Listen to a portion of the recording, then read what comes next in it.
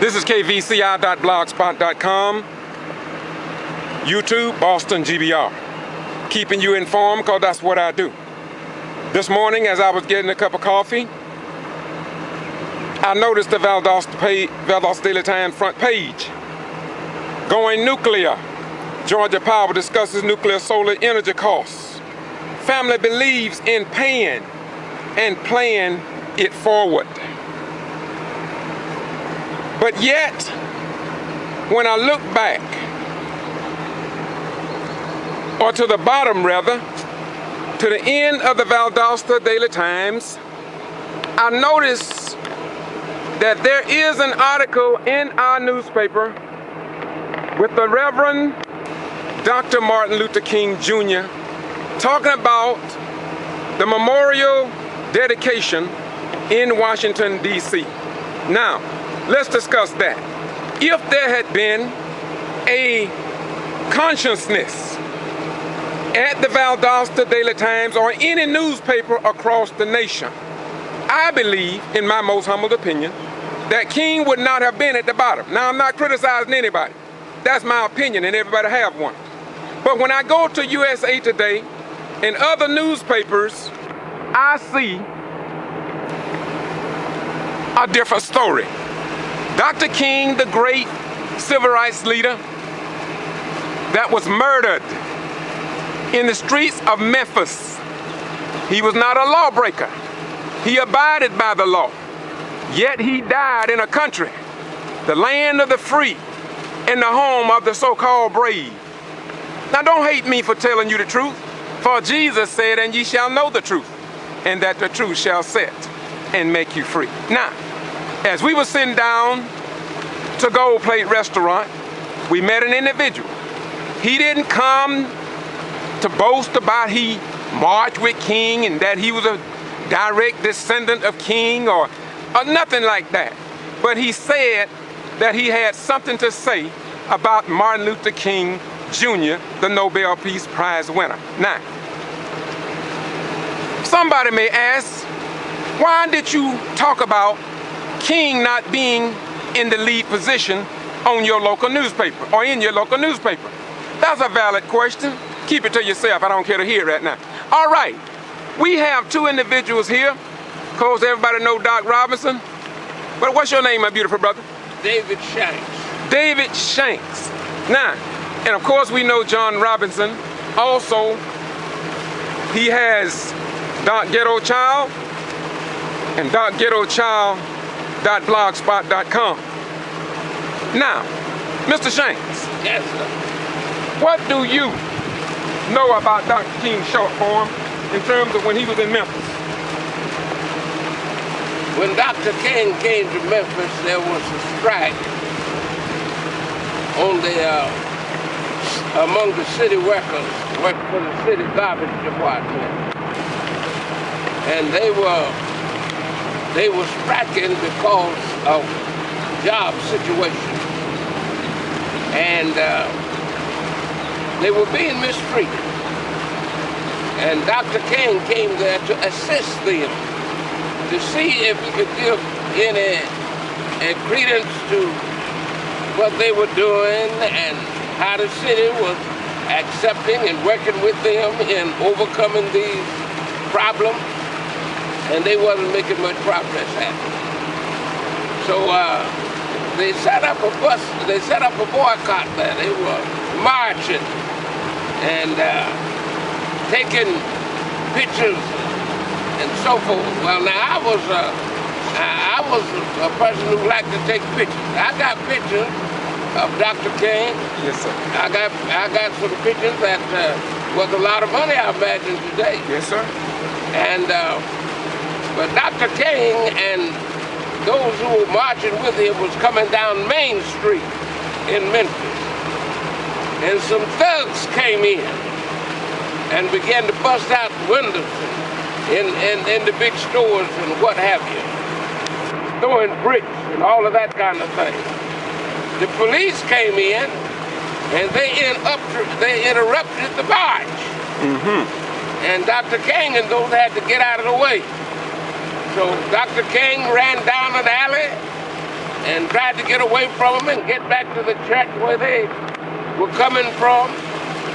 I was coming from the opposite direction to meet them, taking pictures. And when I got where I was supposed to meet with them, they had an interruption and they were gone. So I went on down to the church where they were and got pictures. There were big blood spatters on the church steps where individuals had gotten shocked and beat up, what have you. I was taking pictures of all of that. And so we had a meeting at Mason Temple in Memphis. And Dr. King came to us to come in there one night and speak. And 14 inches of snow fell on the ground, and Dr. King couldn't get in there. So he went back, and the next day or so he made it. And we were right there in the temple waiting for him. And when Dr. King came in, he came in a side door. And as he marched in, I was sitting there. And when he came in on the floor level, and I was up on the podium. So when he came in, I wanted to shake hands with him. And there were so many people, I had to reach around somebody to shake hands with him. But we shook hands, and he went on and made his talk. And I was there that night when Dr. King said, I want to be with you. I want to be with you when this thing is over. He said, but I doubt that I'll live to see it. I was sitting right there when he made that talk.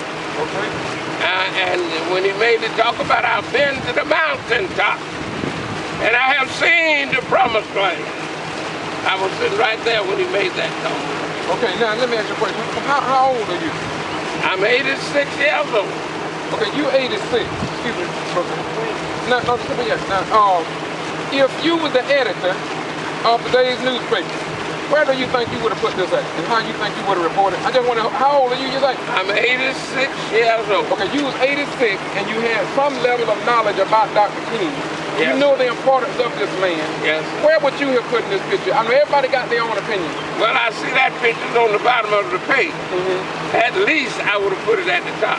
Yeah, you would have done that, right? So yes, not just me, right? Well, Doc, if you were the editor, or if you were in any newspaper considering the greatness of this man, who didn't only just reach out to black folk and to America, but around the world, where would you have put this picture? If you were the editor of our local newspaper, the USA Today put it at the major point, got a beautiful picture. Why do you, where would you have put it, the chalk point? I'd have put it at the top of the page and I'd have made it a whole lot bigger. You made it a whole lot larger? Oh, yeah. Okay, it seems like this particular picture here, this one right here, and this young, beautiful lady has done more than Dr. King for a people, a nation, and a world than the great Nobel Peace Prize winner. And I have said it over and over again. I'm not casting a shadow on anyone, negatively anyway.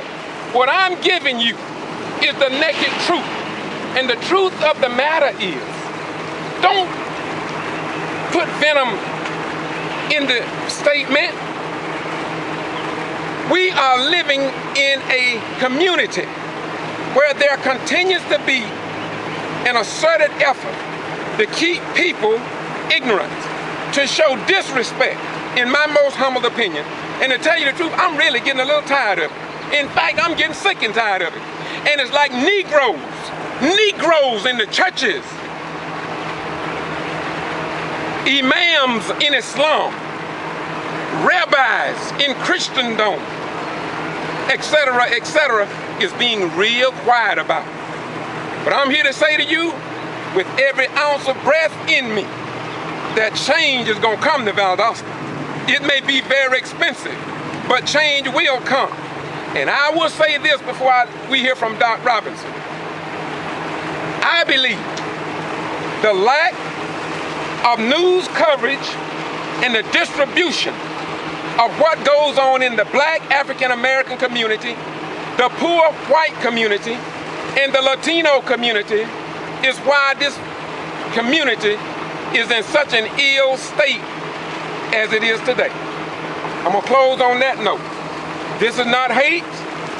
This is to vibrate the truth of Jesus Christ. And what did Jesus say? And ye shall know the truth, and the truth shall set and make you free. Is it not strange that somebody, a Nobel Peace Prize winner, compared to family believes in paying and playing it forward, is greater significance. To me, it should be a slap in the face for all black and white right people in our community. I called a friend of mine in Americus, Georgia. They got 5 newspapers. And I'm not gonna tell you what the front page coverage was and how it was covered. There's something wrong in Valdsota. Doc Robinson, tell us your situation. Well, today is today, and this gentleman here is my blood relative. He's my uncle, and it's indeed a pleasure. Okay? It's indeed a pleasure. And it runs in the bloodline. You see, we out here at the Martin Luther King Monument, and he was there on the podium with Dr. King. He's telling you what he went through with King, and we out here at the monument. My friend, could you do me a favor? Yes, sir. I want you to turn the camera around and look at some of these old buildings. Yep. And we just gonna talk about, this is the HUD zone. This is one of the areas that's being neglected. This is one of the areas that they said there may not be no Section 3 monies in. And we are working very hard and striving that we get some money over here on the south side. And we are filing complaints and everything else.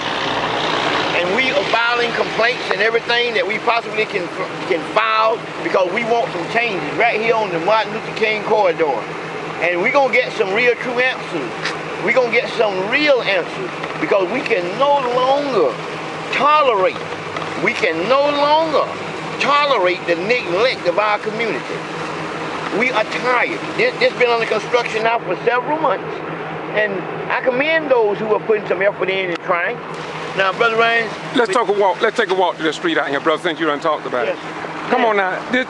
Everybody in town, on the south side in particular, are talking about how long it is taking. Well, look at the street.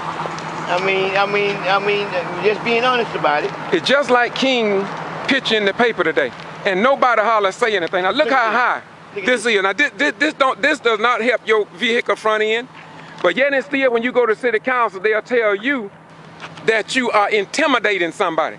Well, if this is not intimidation out here, what is it? Look at this right here. If somebody walk, no cones, no nothing to show anybody that there's a gap in the concrete. Not only all the way down to here. All the way down. And yet and still, we got black leaders. I mean, we got black leaders. Y'all excuse me. Black leaders and the district representative. Look here, y'all. This is in Valdosta, Titletown, USA. Now, and it's been this way for months. Go ahead, my brother. I want to say something. And it's along these lines. Look straight down through here now. We are going to get some of this construction money. We are going to have some black contractors out here, or we're going to have some litigation. We're not going to sit back and play a game about it any longer. I done already filed a complaint, federal complaint. You say federal? Federal complaint. Yes, sir. And to let somebody know we sick and tired of being ignored. And not only that, we're tired of being manipulated. Let's walk on down, Doc. Let's walk on down. We're tired of being manipulated. See, the world need to see this. I was in Bentonville, Arkansas, on behalf of people at Walmart, and people now are getting so rude and so disrespectful that the president of Walmart refused to even meet. Now look here. Nobody can tell me that this is not dangerous. When you step up and if you not watch, you can fall and hurt yourself. Look at this, man. If this was in New York, people would come in and do it and so they could fall and sue somebody. But this is Valdosta. And it's been this way. Our elderly can't even walk down through here. The elderly cannot even walk on this sidewalk. Yet down Moody Air Force Base, they got sidewalks on both sides of the highway, all the way down. What about the people that's got handicapped? They got these little motorbikes or things they have to ride, and they got to ride out here in the middle of the street. That's true. The handicapped people can't even ride the sidewalk. And it's been that way for how long, Doc? Oh, several months, man. Might even be a year, ain't it? Right at it. Now when we get down here, and yet we got these people sit on city council, and when we bring this to them, they get mad with us and they push us to the end of the agenda. This is gonna be on YouTube because the people need to know about Valdosta. Show these places, man. The lack of money. The lack of funding. We're tired of it. We're tired of it. And we're gonna do something about it. And like you heard on the video when I went to Bentonville, Arkansas last week, they are tired of Walmart customers being mistreated, and we are tired in the black community of seeing this going on. We are tired. We are sick and tired of seeing it. Then we have people coming in our community that don't look like us and get these dollars, and we walk away with nothing. Then when our children and our fathers and mothers, our children end up in jail because they can't find jobs, then they tell us we don't want to work. It's not that we don't want to work. We don't have the job because others come and take the job. And that's what time it is. They don't want to pay us the wages. What you say, brother? They don't want to pay us the wages. And cement finishers make the same amount of money all over the world, $18 and $20 an hour. But when you come down to a good old boy country like Valdosta, Georgia, they pay you anywhere between $10 and $12 an hour, and the concrete is still concrete. It's hard work. Look at the work I done did through here in the last 2 weeks. They don't care. Have mercy. I mean, they don't care, you know, but the white people can take their children and retire from PCA, and yet still, when they retire from PCA, they can put their grandkids in there, or their daughters and sons in there. But black people don't have that same right to go through there. They came up with now where you got to go take a test at Wiregrass to get certified to go get a job at PCA. Well, when you pass the test, they tell you that you're overqualified.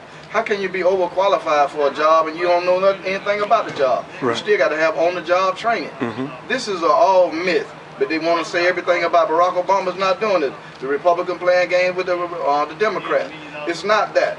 All of it is a bunch of bureaucracy, BS, and they just keep messing over the African American. It's over 93% of the African Americans is out of work today. But yet still we walk around here with gold in our mouth, our pants hanging off. It's not our fault, it's a fad. But yet still nobody wants to speak up. The churches, they're not doing anything for the African American community. Hold on 1 minute, brother.